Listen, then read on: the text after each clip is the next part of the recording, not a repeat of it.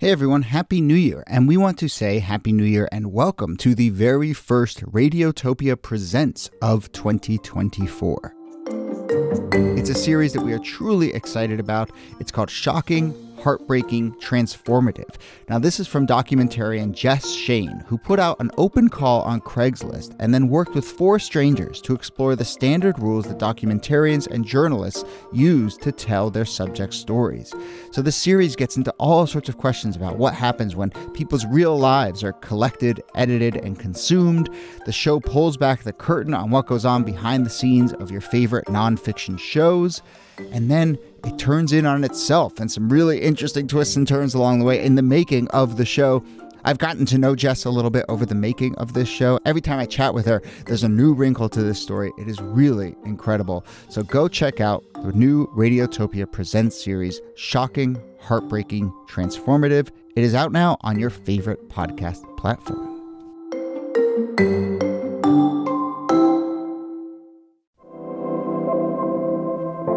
Hello and welcome to This Day in Esoteric Political History from Radiotopia. My name is Jody Avergan. This day, August 3rd, 1920, the Universal Negro Improvement Association is having its first international convention. Huge parades are being held in Harlem with bands and choirs and contingents of delegates from Canada, the Caribbean, Central America, West Africa, and of course, officers and leaders of the UNIA organization based here in the United States. This was in large part the work of Marcus Garvey, who is someone we haven't really discussed on this show. There are other notable facts about Marcus Garvey, but for our purposes, that suffices. This is the first time we're talking about Marcus Garvey on the show. Add that to his Wikipedia entry. They did not talk about him on This Day in Esoteric Political History until like 250 episodes in, but this is our chance to talk about Garvey, back to Africa, the UNIA, and lots more. So here to do that, as always, are Nicole Hammer of Columbia and Kellie Carter-Jackson of Wellesley. Hello there. Hello, Jody. Hey there.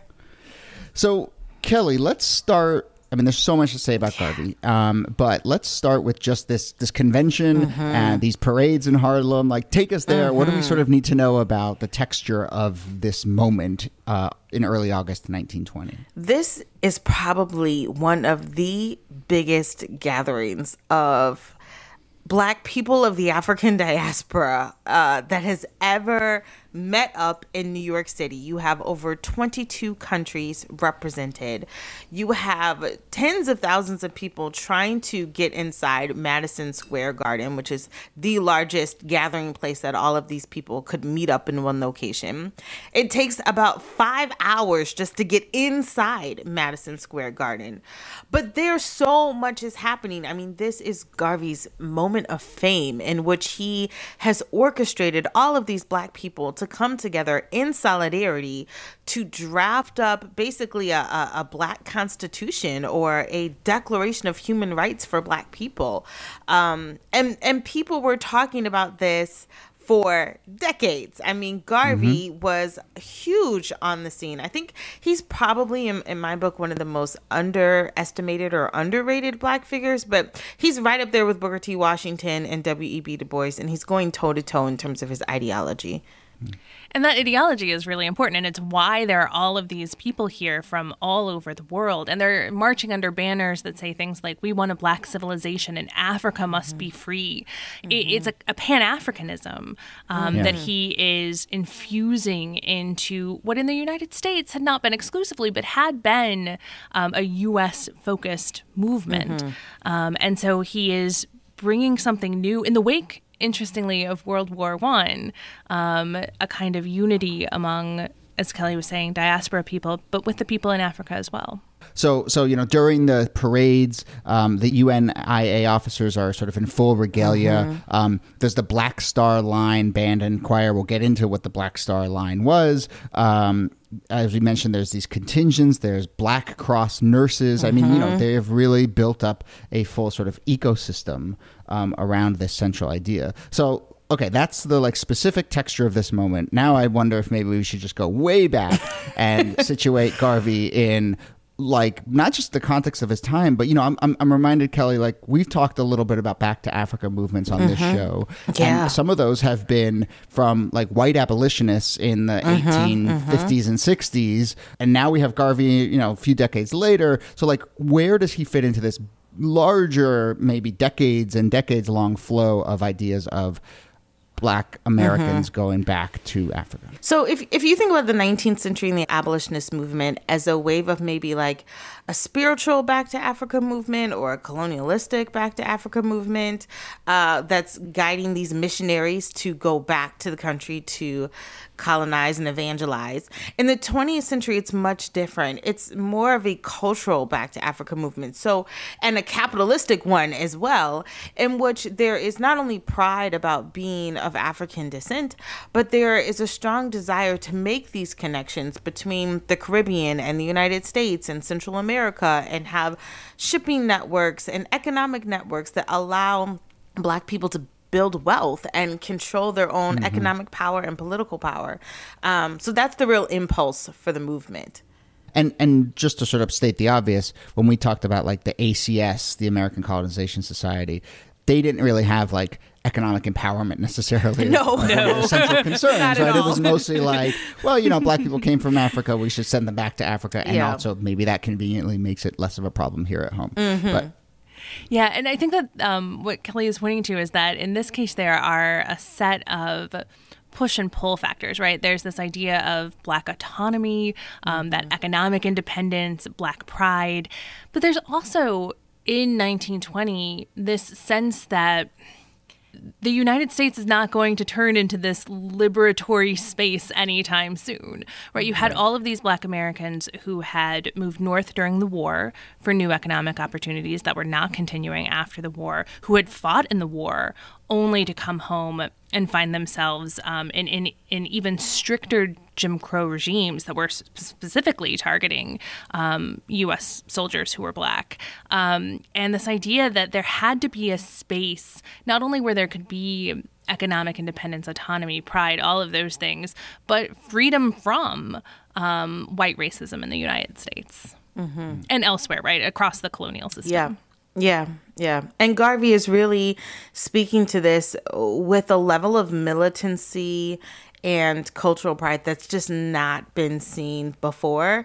Booker T. Washington is pushing somewhat similar sentiments in terms of economic and racial uplift, but it does not at all have the kind of heft that Garvey has behind it, or the solidarity of the diaspora. So Garvey is basically saying, and he does say this, and I'm probably going to botch the exact quote, but he says, for every Black person that they lynch in the United States, we will lynch a Black person in Africa.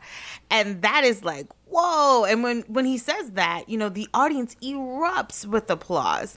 This is also what tips off the FBI and Hoover, and this becomes a long, slippery slope into sort of the demise of Garvey. But the fact that he was willing to say, hey, an eye for an eye, we are serious about this, tipped a lot of people, particularly in the federal government, off about who he was.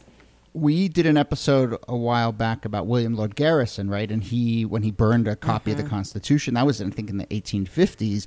But, what we're discussing here reminds me of that, in that it does feel like, to your point, Niki, it's just, at what point does the promise of this country start to ring hollow? And then we see different approaches explode, and that happens throughout generations of Black activists. And so, Kellie, can we paint that context of who the other Black activists were in the 1920s, where Garvey fit in, the different strains of radicalism and so forth? So you have there's a lot of different organizations. Some of them are very short-lived. I think of the Niagara movement, that sort of the predecessor to the NAACP, that had a much more radical stance as well, but is rather short-lived. I think, of course, of the NAACP, which is still around to this day, which takes a much more legal and some might say conservative approach. But then you get, things that have a more religious bent, like the Nation of Islam and things of that nature. But really, the UNIA, I would say, is the first Black organization to have this economic impulse really at the center of it. and a radical militant sort of backing behind that as well, that sort of colors the way that they operate. But everything about the UNIA is about building wealth. So they have membership, and they have, bonds that you can buy, and they have a newspaper, and they start the Black Star shipping line. And the things that they're doing are just so way ahead of what any organization, I think, is thinking about in terms of movement building from an economic or capitalistic sense. I'm curious too, Kellie, it's 1920. And in domestic U.S. history, that's often talked about in terms of the New Negro and the Harlem Renaissance. Where does the UNIA and Pan-Africanism fit into all of that? Oh, it fits in perfectly. I mean, if you think about the fact that, like, Malcolm X's parents were Garveyites, this is the moment in which a lot of Black people didn't really know how to reconcile a Du Boisian ideology, because and for some Black people, Du Bois is sort of bourgeoisie and elite, and not everybody's college educated. But Marcus Garvey comes for the everyday working Black man and woman and really empowers them. And so this is a 1920s like working class movement, political movement and economic movement that people who may not have means can really buy into, literally and figuratively, in ways that I think fit so perfectly in with like the New Negro and the Harlem Renaissance and like the birth of a Black nation. And we should just say, for people who are listening who might not know, like, Du Bois was really pushing this idea of the talented 10th, that where change was going to happen was at the elite levels and in the upper classes of Black Americans. And so this is a very a sharp alternative approach versus the top-down approach. Yeah.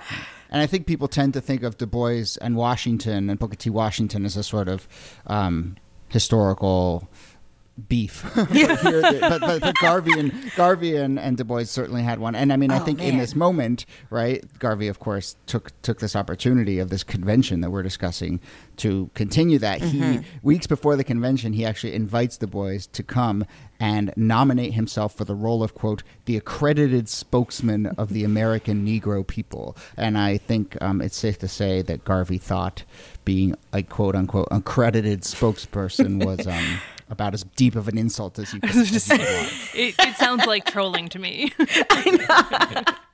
I mean, they did not get along, and this was probably one of the most public sort of beefs in the Black community. People think, again, Booker T and Du Bois, but I always think Garvey and Du Bois, because some of the exchanges and the insults, I was like, oh gosh, this is harsh. We should also say, while he was doling out titles, that Garvey chooses himself as the provisional president of Africa. Yeah, I mean, no shortage of ego here. It's a lot. Everyone in this moment is doing the most. The most. To that point, as we start to wrap up, I mean, Garvey is, look, every political actor is juggling and fighting on a number of different fronts. But I wonder if you can just just talk a little bit about the various fronts that Garvey is juggling here. There is the debate within the Black community. There's the larger Pan-African debate. And then obviously there is the debate with both white America and white sort of political infrastructure. How does Garvey navigate that? And do you see him as particularly successful in any of those lanes? Yes and no. I mean, I think he's incredibly successful among the Black community, among Black working class people that want a champion that looks like them. I think he's a huge champion when it comes to Pan-Africanism and how we connect, Louisiana to Cuba, to Brazil, to Ghana. I think that's incredible. But I think he loses a lot of his white audience with his militancy, with his rhetoric, with his charismatic leadership that's a little terrifying to them. He definitely sets off the federal government in ways that I don't think he himself could have predicted. And even though he's got these great ideas and he's a visionary, he does not have execution. And he trusted a lot of Black people that he shouldn't have. One of the first Black people to be hired by the FBI was hired to basically infiltrate the UNIA and undermine Marcus Garvey. Where Marcus Garvey has his shipping organization, the Black Star Line, which is interesting because, you know, the White Star Line was the Titanic shipping line. And so they said, we're going to have the Black Star Line. If you kind of think of it, though, it's a little bit of a bad omen, right? Considering that the Titanic sinks. But Garvey didn't read to the end of the Wikipedia page for that one. that would have been a bad sign for me. But everyone on the shipping line is taking kickbacks, and you know, there's corruption. And so by the end of his life, I mean, there's so much lost potential. He is basically deported. He's sent back to Jamaica. He gets charged with mail fraud, and he moves to London during the latter days of his life and pretty much falls into a depression. And it's really sad considering that, you know, he's sitting on his couch reading the paper and reads his own obituary just a few months before he dies. So he has really fallen from grace when you think about the fact that people have not just written him off, but written him up as dead before he's even died. So any final thoughts on where we see his ideas today? I'm curious, you know, your take on both Garvey specifically, but these larger notions of Pan-Africanism, and do we see those percolating in 2021? I think we do. I think, you know, if anybody attended a Juneteenth parade and you see the red and black and green flag, that was the Garveyite flag, the flag that's black that stood for Black people, red that stood for the blood, and green that stood for Africa and the greenness of Africa and the lushness of Africa. I think you see it in symbolic ways. In some ways, I think there's the political aspect of trying to buy Black or purchase from Black companies, Black-owned companies to support Black capitalism. There's certainly echoes of it. But do I think that there's a Garvey today? I don't know about that. All right, well, that feels like a good note to end on. So, Nicole Hemmer, thanks to you as always. Thank you, Jody. And Kellie Carter-Jackson, thanks to you. My pleasure. This Day in Esoteric Political History is a proud member of Radiotopia from PRX, a network of independent, listener-supported, artist-owned podcasts. Our researcher and producer is Jacob Feldman. Our producer is Brittany Brown. You can get in touch with us with any questions or comments or ideas for the show. Email us thisdaypod@gmail.com, or you can find a form at thisdaypod.com. My name is Jody Avirgan. Thanks again for listening, and we'll see you soon. There are 400 million Africans in the world who have Negro blood coursing through their veins. And we believe that the time has come to unite these 400 million people for the one common purpose of bettering their condition.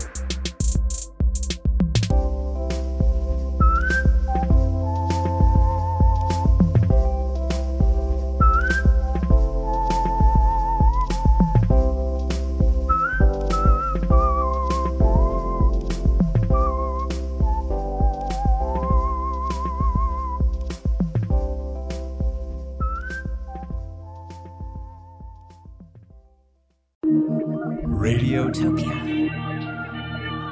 from PRX.